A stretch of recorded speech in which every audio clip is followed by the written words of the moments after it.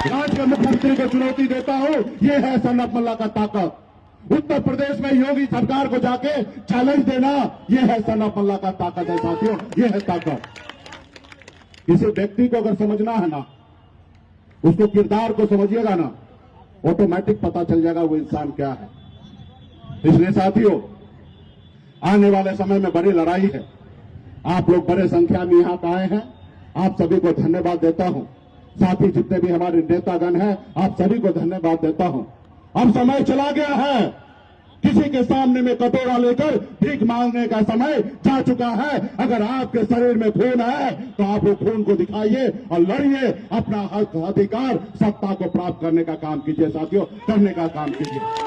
आज बिहार में हम 22 कुरी हैं, 22 कुरी का 10.5% वोट बैंक है। अगर बिहार में एक नंबर पे कोई जाति है तो हमारा यादव भाई 14% और दूसरे नंबर पे कोई जाति है तो यह है निषाद समाज 10% की संख्या में जाती है।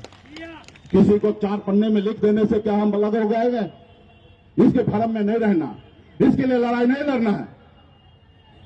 किसका कोड क्या है, उस कोड के पीछे हमें नहीं भागना। हर किसी को पता है कि बिंद हो, बिलदार हो, नोनिया हो, बला हो, चाय हो, तियर हो, बनपर हो, गोरी हो, सब एक ही निषाद है। इसमें कोई किंतु परंतु नहीं, सब में आपस में बेटी रोटी होता है और सब मिलकर हम लोग लड़ाई लड़ रहे हैं। इसलिए साथियों, पहले यह देश गुलाम था। जब ये देश गुलाम था तो हमारे पूर्वज ने लड़ाई लड़ा, देश को आजाद कराया। और जब देश आजाद हुआ तो बाबा साहब भीमराव अम्बेडकर ने हमें एक संविधान बना के दिया और संविधान में हमें एक ताकत दिया, ऐसी ताकत दी। उन्होंने कहा राजा का बेटा अब राजा नहीं बनेगा। इस देश में राजा का बेटा राजा नहीं बनेगा, जिसके पास वोट होगा वही राजा बनेगा।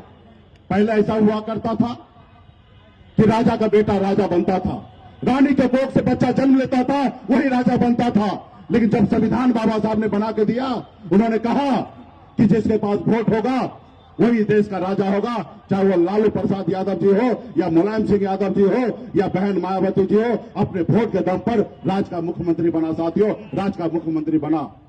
कल आप भी अपने वोट को ताकत को समझिएगा, अपने नेता अपने दल के साथ रखिएगा, तो आपका बेटा भी, आपका भाई भी, आपके आने वाला पीढ़ी भी राज्य का मुख्यमंत्री बन जाएगा साथियों, राज्य का मुख्यमंत्री बन जाएगा।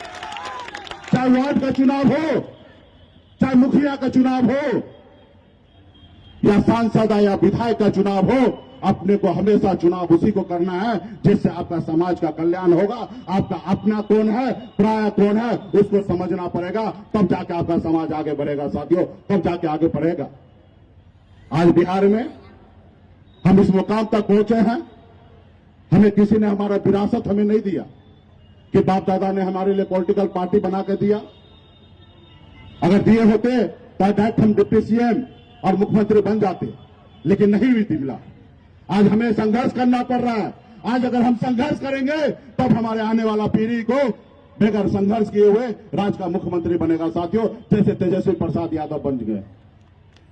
तो आने वाला समय में बहुत सारी लड़ाई है। आप लोग आए इसके लिए बहुत बहुत धन्यवाद। एक होइए, आपस में लड़ाई नहीं लड़िए, आपस में कम ज्यादा होगा। कल आप हमारे साथ थे, किसी कारण कुछ होगा, आप हमसे दूर हो जाइएगा, लेकिन कुछ देर के लिए होइए और अपने आने वाला पीढ़ी के लिए लड़ाई लड़िए।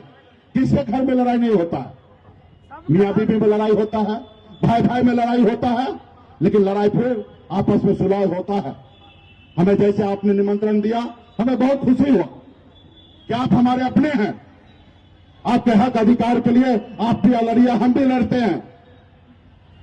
अगर आप और हम लड़ाई लड़ते रहेंगे तो समाज बर्बाद हो जाएगा, क्योंकि हमसे लड़ने के लिए देश के प्रधानमंत्री हैं, हमसे लड़ने के लिए देश के गृह मंत्री हैं, हमसे लड़ने के लिए राज्य का मुख्यमंत्री हैं। और जब तक आप हमारे साथ रहिएगा, दुनिया का कोई ताकत नहीं है, कोई माई का लाल नहीं है कि सनत मल्ला को हरा देगा। जिस रोज आप हमारा साथ छोड़िएगा उसी रोज हम हारेंगे, वरना जब तक आप हमारे साथ रहिएगा दुनिया का कोई ताकत नहीं कि मुकेश सहनी को हरा देगा साथियों। इसलिए हम सभी को एक साथ रहना है। आने वाला समय में जो आपका उद्देश्य है वो उद्देश्य पूरा करेंगे। हमारी एक नहीं लड़ाई है कि एक दो सांसद की लड़ाई लड़ना है, हमें अपना बिहार में सरकार बनाना है। हमें ऐसी शक्ति चाहिए कि दिल्ली में जिनकी भी सरकार बने वो हमारी बात माने। इससे पहले भले 4 ही विधायक था मेरे पास और बीजेपी वाले के 74 वो था, लेकिन हमारा 4 वो ही था। अगर हम चाहते तो सरकार गिरा सकते थे। उस समय में मुख्यमंत्री से मिलने के लिए जाने के लिए हमें टाइम नहीं लेना पड़ता था, सीधा निकलते थे, जाते थे। जो हम चाहते थे वो सरकार में होता था। कल्पना कीजिए 4 विधायक में मैंने ऐसा कर दिया है। जब 40 होगा तब क्या होगा? जब 125 होगा तब अपना सरकार बनेगा और आपका बेटा बिहार का मुख्यमंत्री बनेगा। आपका हजारों समस्या है, आपको पता नहीं होगा कि कितना समस्या है। आप मुजफ्फरपुर में हैं, कटिहार में क्या समस्या है आपको नहीं पता होगा, भागलपुर में क्या समस्या है आपको नहीं पता होगा, बांका में क्या समस्या है आपको नहीं पता है, कैमूर में क्या समस्या है आपको नहीं पता है, लेकिन मुझे पता है। हर जिला में हजारों तरह की समस्या है और यूं कह दीजिए पूरे बिहार में अगर कम समस्या है तो सिर्फ मुजफ्फरपुर में कम समस्या है, क्योंकि मुजफ्फरपुर पूरे बिहार का निषाद का राजधानी है। यहाँ पे समाज पहले से जागरूक है। आपके ऊपर उंगली उठाने से पहले बाकी लोगों को सोचना पड़ता है। आप पहले से समझदार हैं और उसके बावजूद भी आपको पता होगा कितने कष्ट के साथ जिंदगी जी रहे हैं। और जहां पे हमारा समाज समझदार नहीं है वहां पे क्या हाल होता होगा। वहां पे दिन दिखारे मार देता है और कोई सुनने वाला नहीं होता है तो उसके साथ क्या होगा। एकदम सही बात। इसलिए साथियों आपको और हमको सिर्फ अपने लिए नहीं सोचना है, हमें अपने पूरे निषाद समाज के लिए सोचना है, पूरे संपूर्ण बिहार के लिए सोचना है। अगर हमारे भाई उत्तर प्रदेश में है तो उनसे के लिए भी लड़ाई लड़ेंगे ताकि हमें जरूरत पड़े तो वो भी बिहार में आके हमारी मदद करेगा। साथियों जब हमें दिल्ली जाने की आवश्यकता पड़ेगा तो हमसे पहले उत्तर प्रदेश के लोग दिल्ली पहुंच जाएगा। तो हमें यूपी, बिहार, झारखंड में तीनों राज्य में एकता के साथ आने वाले समय में जाएंगे साथियों, और मजबूती से लड़ाई लड़ते रहेंगे साथियों। इसलिए इस बार भी बहुत अच्छा था और आपके पास तो वही नाव छाप है जिस नाव पे कभी आपके पूर्वज ने भगवान राम को पार लगाए थे। नाव वही है, केवट महाराज हम लोग हैं।